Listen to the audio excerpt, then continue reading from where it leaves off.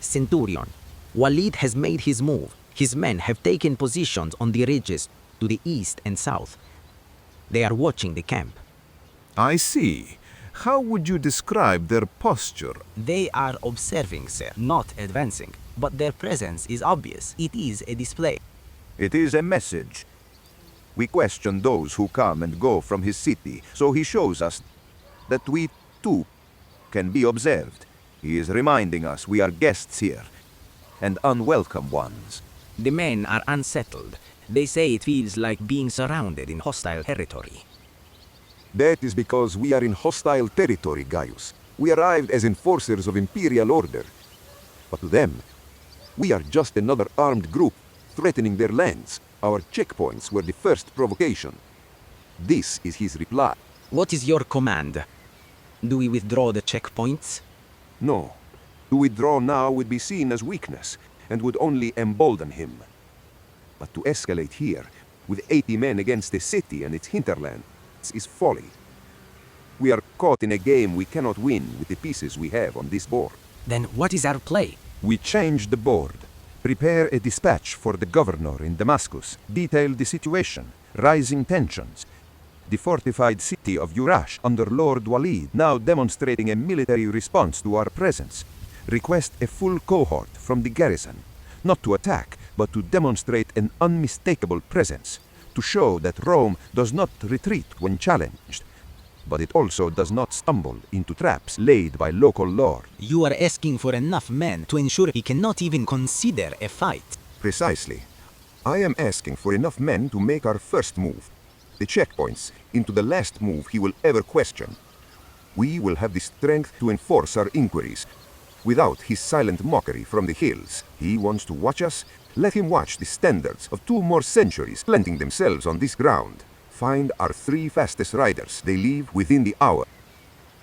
Yes, Centurion. And Gaius, tell the men to stand tall. Let Walid's watchers see perfect discipline. Let them see no fear, only the steady routine of an army that is not leaving and has just sent for its brothers. Understood. You wanted a reaction, Walid. You shall have one. But it will come from the north, on the road from Damascus, and it will be far greater than you bargained for. And so the game was set. The Roman with his empire of stone and law at his back, and the Lord with the deep roots of his land and people beneath him, each believing the next move would force the other to bend, neither seeing they were both beginning the same slow march toward a clash neither truly wanted. Those Romans on the road, they've gone too far. What did they do? They stopped my cart, tore through everything. They didn't just look, they interrogated me. Where are you from? Who do you trade for? What's in this sack? Where are you going? Over and over, like I was a spy. The checkpoint, we know of it. Enter. Your voice will be added to the others. Lord Walid hears what Rome is doing. Hamza is certain the woman who brought our meal last night is the same one who served us in the Roman camp. Her face, it was her. I could never forget it. That is Layla, Amira's younger sister. Your promised one's sister? The one lost with her clan? Yes. When the Romans broke their rebellion, they took them all. I searched everywhere. To find her here, alive, it is like a miracle woven from a cruel thread. But how? If she was taken by the Romans, how is she free and serving in Jurash? That is what we must understand. You have a connection to her, Nadir. You must speak with her. Gently, ask her how she came to be here. Her story, it may hold clues, not about spies, but about paths. Paths out of captivity. Paths that others might have taken. You mean, if Layla is here, then perhaps Amira. Do not build a palace on a single stone, but yes, if one found a way, perhaps others did too. Go, talk to her. For your own heart, and for the knowledge she carries. Yes, I will find her. After 3 years of ghost, to speak to someone who knew her, who was with her, I must. You think her story is that simple? A happy coincidence? In times like these, there are no coincidences, only facts we do not yet understand. And a poet, asking after a lost love, may learn truths a soldier never could. Listen, Hamza. The sound of true attention. The letter Ayin. The letter. It means I. Yes, the I. But first it was this sound.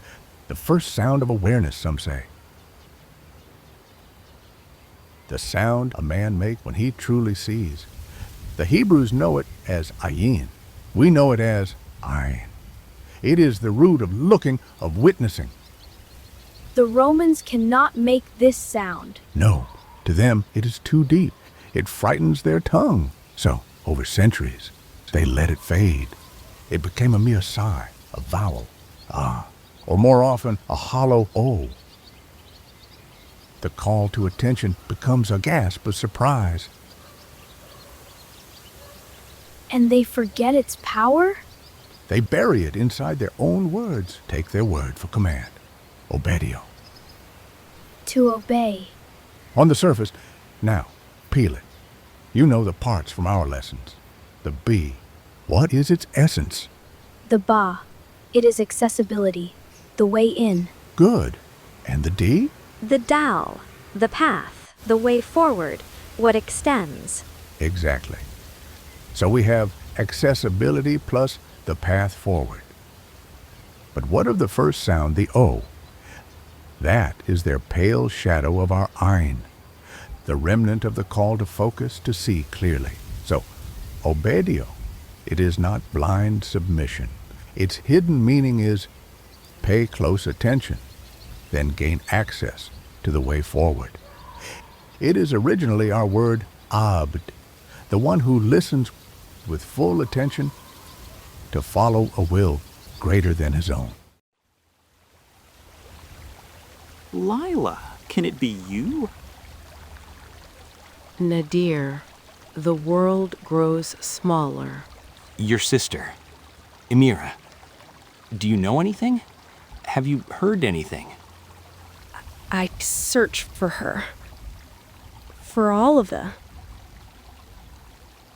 But have you found anything? A trace? A word?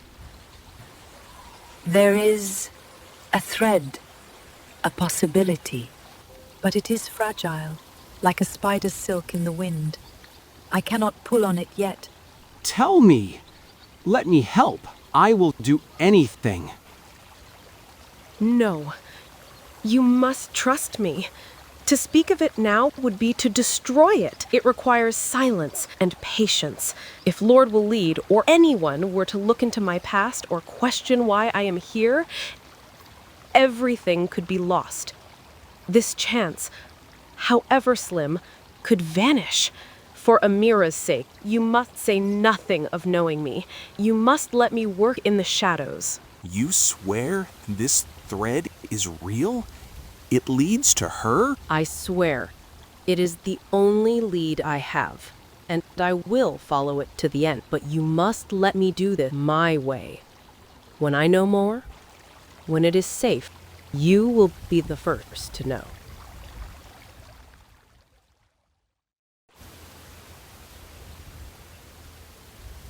Layla, that man, one of Lord Walid's guests, what did he want with you? He seemed quite insistent.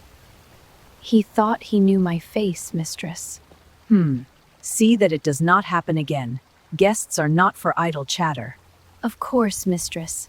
Regarding the day's tasks, the floors in the east wing have been scrubbed, the linens for the guest quarters are aired and folded, and the evening meal is prepared and simmering, all as you instructed this morning. I have observed your diligence. The work is satisfactory. Thank you. Since the day's duties are complete, and with your permission, I would like to go to the weaver's quarter. My family does not yet know I have taken service here. I arrived only yesterday, and if I do not appear, they may worry. I wish only to tell them where I am, so they do not come looking or trouble the city watch. I will return well before nightfall. Very well. You have managed your time efficiently. Go, inform them, but be discreet. Do not linger, and report to me immediately upon your return. This household values predictability. I understand. Thank you, mistress.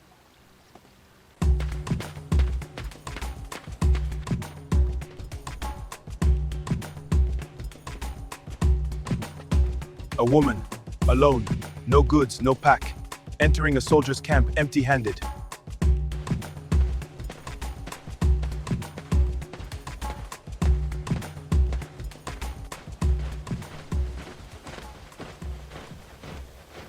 Your report. The men you seek are within the city, under Lord Walid's protection. I have seen them. I do not yet know their plans, only that they are guests of honor. Do they suspect you? No. To them I am a servant, invisible. Good. But seeing them is not enough. I need to know what they are doing. Are they just hiding? Or are they whispering in Walid's ear, urging him to action? Detention is a bowstring. I need to know if he intends to release the arrow, and when. I will listen. But send family. You promised information. How much longer? A messenger has been dispatched. The search is broad, from Jericho through the Decapolis to Damascus, even to the records in Egypt where prisoners of war are sometimes catalogued. Such inquiries take time, a week, perhaps more. A week. Use it. Earn the news you seek. Your ears are my best asset inside those walls. I don't just need to know if Walid will attack. I need to know how he thinks, what he fears, what he believes his strength to be. Do you understand? I understand. One more thing. Walid has sent his own watchers. They surround this camp like shadows. If you are seen entering, your usefulness ends, whereas your life ends. As a precaution, you will return to Jurash tonight. You must leave here unseen. From now on, you will pass your information to the official checkpoint on the northern road, the one where we question travelers. The message will come to me. Do you understand? I understand.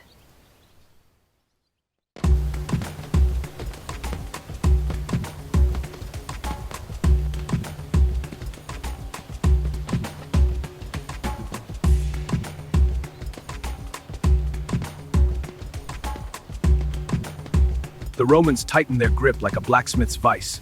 My scouts report their checkpoints choke the trade roads. They do not plan to leave. They plan to strangle us. They will not stop until they have us, or until Jurash bows. Then we must ensure Jurash does not bow. The queen must be informed. If Jurash falls, the Roman road south lies open. Himyar is their next prize. My thoughts exactly. We must send word, an urgent request for assistance. But your men cannot ride out in royal livery. The Romans would seize them at the first ridge. They will go as merchants, date traders. The Romans stop and question all who leave, but they let trade pass. They tax it. They delay it, but they do not slaughter it outright. It is our best chance. They must carry nothing written. The message must be memorized. A simple trade report on the surface. But the true message is this. Inform Queen Samira that her kin are trapped in Jurash. The Romans encircle the city. Jurash is the shield of the south. If it cracks, Himyar's northern border is exposed. Yes, the threat is imminent. We need archers, perhaps cavalry, that can move through the high deserts unseen. Then the stakes are higher than any of us knew. This changes everything. Your messengers must not fail. They carry the fate of 2 kingdoms and something far older. Remember, you are traders from Najran, taking dates to the markets of Najran. Your story is simple, your goods are ordinary. The Romans will ask you many questions. Answer slowly, as if you are tired, not afraid. Your true message is not on your tongues until you reach the Queen's court. Inform Queen Samira that the General Safwan of the royal house and his men were captured by the Romans.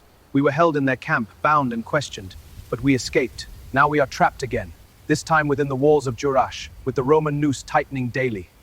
Our lives are under immediate threat. Jurash is the bulwark. If it falls, we fall, frontier falls next.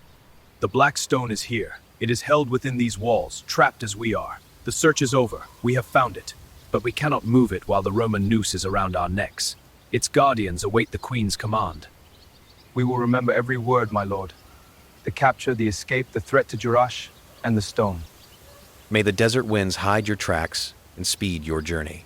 The fate of many rides with you. Now, Hamza, you will learn with your ear, your eye, and your hand. Listen first. Ayin. That is the voice of the letter. Now, see its body. This is its form. Take the pen, draw it beside mine. This letter, Ayin, is the essence of perception, not just sight, but the fundamental act of becoming aware, of seeing, hearing, knowing. It is the act of knowing something is there. Yes, and from that act comes its second nature, emergence. That which is perceived emerges into knowledge. It presents itself to be seen, to be understood. It is the moment the hidden becomes manifest. Like a secret revealed? Like water from stone. Remember the story of Musa. He struck the rock, and what was hidden within it emerged. 12 springs for the tribes. The water did not come from nowhere. It was always there, concealed. The act made it emerge into the world of the seen, the known, the drinkable. That is the power of Ayin. And the name Ismail, it comes from this? It is born from it. Many mistakenly say it means God listens. That is backward. Isma is the noun of hearing, the manner of listening, the full art of it. Il is for God, the divine service. So Ismail means the manner of listening God. This is how you listen to the divine. It is the same root as the Hebrew cry, Shema Yisrael. Hear, O Israel, but here it is, in order to hear, an imperative. And the Romans, the Greeks, do they have this letter? They felt its breath but could not hold its depth. They weakened the sound to a sigh, an O, and when they wrote it, they drew only its shadow, a circle, a round eye, a hollow for the depth that escaped them. Then we must not be the ones to strike it. Continue the watch. Double the guards. No movement, no reinforcements on the visible roads, but their watchtower grows another level each day. My lord, that woman. What of her? I saw her today, at the Roman camp. She entered alone, empty-handed. Bring the housekeeper, now. My lord? The woman who just served us. Who is she? Layla? She came to me yesterday morning in the lower market. She was selling bread. She said she sought honest work. A roof, that her family were weavers in the south. She was capable, quiet. I needed an extra hand. You brought a stranger into my house. A woman seen entering the Roman command tent just hours ago. You brought a spy into the heart of my council. A spy? My lord, I had no idea. She seemed so ordinary. She completed all her tasks. She asked only to inform her family this afternoon. Silence! Where is she now? In the servants' quarters, most likely. Shall I fetch her? Take 4 men. Go to the women's quarters. She will talk. Everyone talks in the dark, with the right persuasion. Bring the tools, the hot iron, the water jug, the knives that peel truth from lies. We will know who she serves, what she has heard, and what the Romans plan. If she is a spy, she will die before sunrise. Go, now! The servant, believing herself the unseen eye, had become the thing observed. For every act of seeing casts a shadow. And in that shadow, the hunter quietly becomes the prey.